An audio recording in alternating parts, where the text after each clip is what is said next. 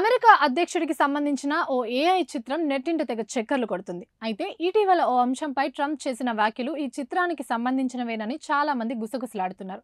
ఇంతకీ ఏంటా చిత్రం? దీని గురించి ట్రంప్ ఎలాంటి వ్యాఖ్యలు చేశారో చూద్దాం.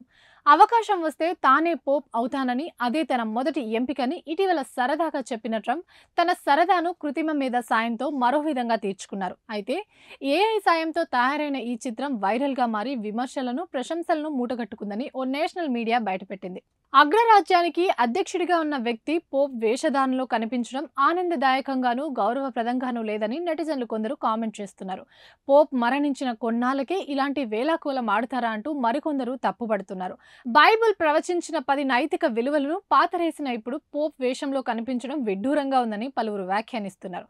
మొత్తానికి ట్రంప్ ఏఐ చిత్రంపై నెటిజన్ల నుంచి గట్టిగానే సమాధానాలు వస్తున్నాయి.